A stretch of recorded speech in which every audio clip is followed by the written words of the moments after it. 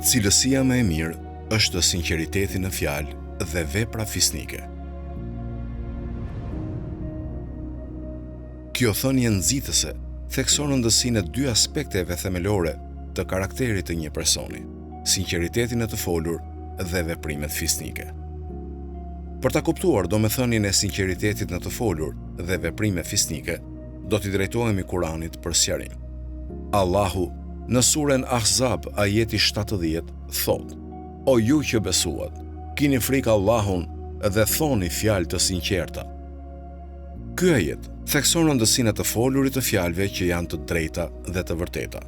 Ai inkurajon muslimanët që të jenë të ndërgjegjshëm për fjalimin e tyre, duke siguruar që ai të përputhet me parimet e drejtësisë dhe të vërtetës.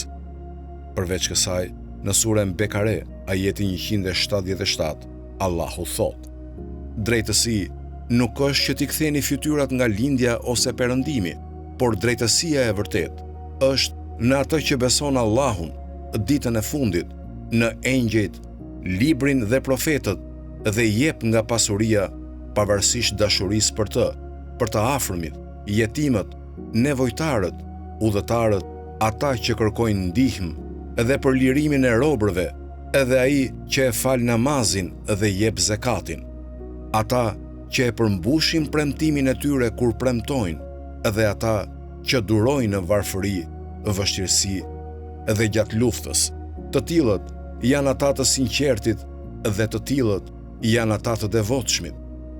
Ky ajet nxjerr në parë rëndësinë e veprimeve fisnike në Islam. Ai thekson se drejtësia e vërtet nuk kufizohet vetëm në ritualet e jashtme, por ajo përfshin besimin në Allahun, përmbushjen e detyrimeve të dikujt dhe përfshirjen në akte bamirësie dhe dashamirësie ndaj të tjerëve. Thënia e Imam Aliut shërben si një përkujtesë për muslimanët për rëndësinë e sinqeritetit në të folur dhe veprimeve fisnike. Na inkurajon të jemi të ndershëm dhe të sinqertë në fjalët tona, duke shmangur gënjeshtrën dhe mashtrimin. Por më tepër, na kujton të përfshihemi në vepra të virtytshme dhe të drejta, duke i trajtuar të tjerët me mirësi, drejtësi dhe bujari. Duke mishëruar këto cilësi, ne jo vetëm përmbushim përgjegjësitë tona si musliman, por kontribojmë edhe në përmirësimin e shoqërisë.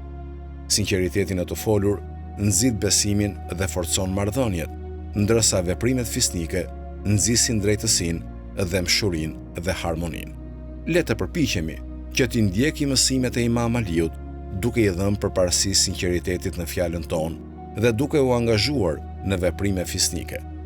Allahu na udhëzoft në rrugën e drejtësisë dhe na dhënë të aftësinë për t'i mishëruar këto cilësi në jetën tonë të përditshme.